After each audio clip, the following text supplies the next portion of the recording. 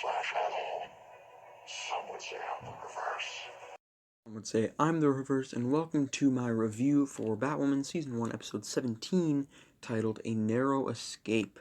Let's get right into this episode, video, with my general thoughts about this episode. I thought this episode was pretty good. I'm still kind of undecided on it. I think I definitely like this episode, but I'm not sure where it sort of lands in comparison to the other episodes, the more recent episodes, which I think are the best of the season so far, specifically the last two episodes.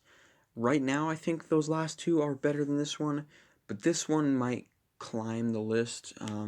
Maybe it could end up being better than episode 15, in my opinion. I don't know. But I did like this episode. The main threat of this episode is this guy named the Detonator. So let's talk about the Detonator a little bit. His deal is that he straps bomb vests to his victims, and they have a choice. They can either press this button that saves them, but blows up a bunch of people in a random location in Gotham, or they can be a hero, save all those people, and they'll blow up after the timer runs out.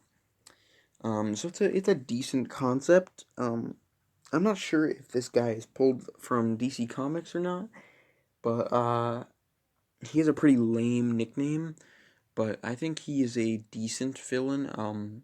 His character in this episode is not good. Like his actual, like, I don't know, character development, whatever you want to call it. He's not a good villain, but like his threat level, I don't know. Just as a villain of the week, as a general just threat, I think it was a compelling storyline. So yeah, um, so Batwoman is not, well, she's not Batwoman. At the beginning of this episode, she does not want to suit up because of killing Cartwright, and she doesn't feel like a hero and stuff like that. Um, and she is having these panic attacks all the time because of killing Cartwright and stuff. And yeah, I just didn't really think Ruby Rose did a great job in those scenes. Uh, she didn't do a terrible job, but it just, I don't know, I didn't really like those scenes when she was panicking that a bunch. I just didn't think she did a very good job. Um, but there was a scene at the beginning of the episode where she is fighting this, I don't know if he was a robber or something. She just lets him go, which is the first stupid thing about this scene. She tells him to drop the jewels, and then she lets him just walk away, which is very, very stupid of her. And then he comes back, which is stupid of him. He comes back to fight her, then she knocks him out, and then she's worried if he's dead or not. So, I don't know, I didn't like that scene at all. I thought there was a lot of stupid moments, a lot of stupid choices that both of the characters made in that scene. And, yeah, but yeah, at the very beginning, I think before that scene even, we started off with Kate and Alice, acting like sisters. They were drinking, they were playing video games and stuff, and then it just turns out that Alice was dreaming, which I think is a pretty interesting scene. She wants to be sisters with Kate now, which is kind of a role reversal from, um, earlier in the season when Kate wanted to be sisters with Alice, and Alice didn't want any of that. Well, Alice wanted to turn Kate evil, I guess. But now Alice just wants to be sisters with Kate and stuff. I thought that was a cool scene. It wasn't great or anything, but the concept of it I thought was pretty interesting. Yeah, but she was like, I don't know if she was dreaming or they were doing something to her. She was being like tortured in Arkham and stuff. Um, but let's talk about the storyline in Arkham just a little bit, just to get it over with. So Mouse and Alice both are in Arkham, and Alice notices in this, it's kind of like an AA meeting, but in Arkham. That's funny because Arkham Asylum AA. But yeah, she notices that Tommy Elliott, from episode 3 of this season, has a knife in his like sock, and then when she walks past him, she gets in a fight with him and she steals his knife, and she like stabs herself, which puts Tommy into solitary confinement. But she has the knife still, and then she gives it to Mouse. And when Mouse is getting like I don't know, when he's getting treated, he's getting his treatment. He stabs the doctor and steals his face and stuff and becomes him. And then yeah, so Mouse and Alice, they were planning on getting out, but then Alice decided to be a queen inside of Arkham, and then when they get out of Arkham, um, then nobody will forget them. So they have some evil plans for Gotham once they get out of Arkham. I don't know if they're gonna build an army inside of there or not. I don't know if we're gonna be seeing Red Alice or anything. I'm not sure, but yeah, that's how the storyline ended this season or this episode. Excuse me. But this detonator plot kind of tied into, well, it was part of the Lucius Fox murder storyline with Reggie Harris, I think his name was. So if you remember last week, last episode, that was a few weeks ago, because of the virus, the delays and stuff, you might have forgotten all the events of last week. Last episode, excuse me, I keep saying last week, but um, the the murderer, the sniper, he sniped Reggie. He was trying to tie up loose ends with the Lucius Fox case. Everyone, well, at least excuse me, at least I thought that the sniper was the guy who murdered Lucius. But it's revealed in this episode that it's actually this detonator copycat. So Kate goes to find the detonator, um, the one that was from 7 years ago, um, and turns out he's dead. So there's a copycat doing all of his detonating, and it turns out this guy is the guy in the Crows who paid off that like store or something, whatever it was, to erase the security cameras, the security footage, and he's the one that killed the store owner, the shop owner, and he also killed Lucius Fox. And I can't remember his name. It's such a minor character, and I could not care less what his name is. Since, like I said before, he is not a good character. He's only here to give some character development to Luke, which I think they did well in this episode. Um, but yeah, Jacob gets captured by this detonator, and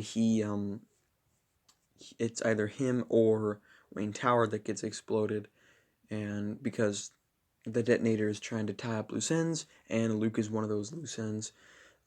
But then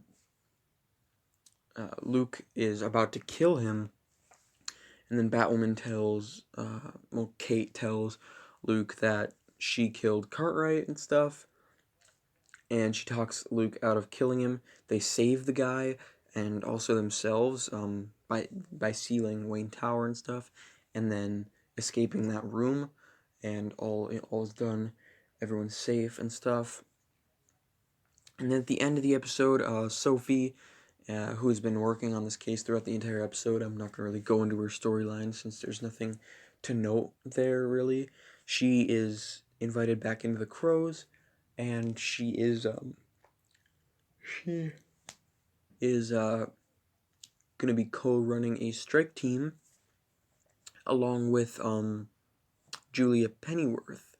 So yeah, I don't know if we're going to be seeing a lot more of Julia.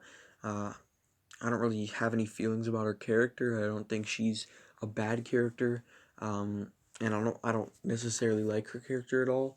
But I guess it'll be fine to see her as a recurring character. I don't know what she's gonna be, or if she's just gonna be in the background of stuff and we're not gonna see her. I'm not really sure.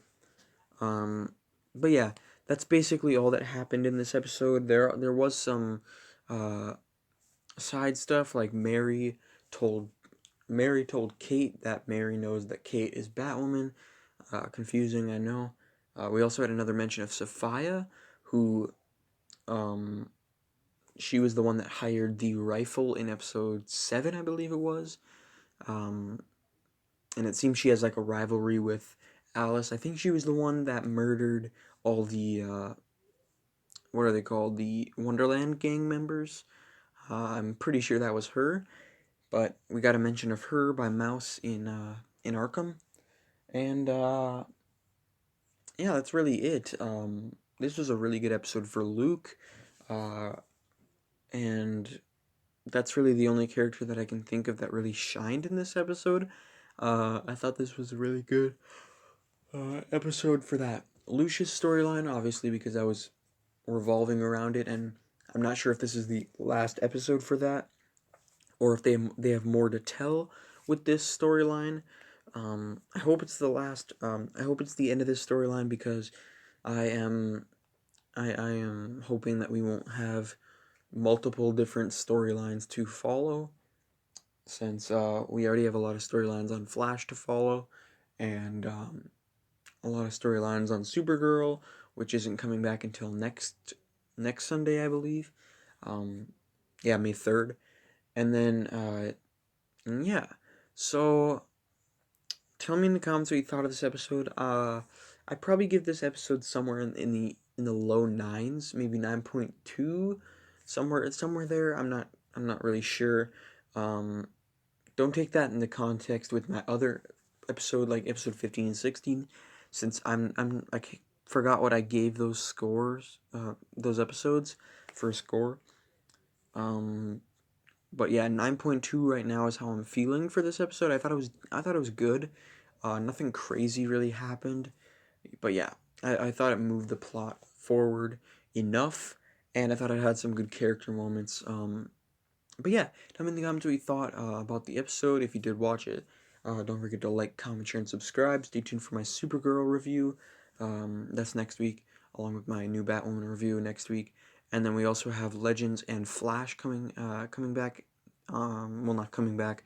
A new episode for each on Tuesday. Flash's episode looks really, really good, and I'm really excited to watch that. Also on Friday, we have the new episode of Clone Wars. Along with next Monday, we have the finale for Clone Wars, the series finale, which is really sad, bittersweet, since this series is going to end really, really well, in a good state. But it's also sad to see it go, since it's been a huge part of my life for 12 years. But yeah,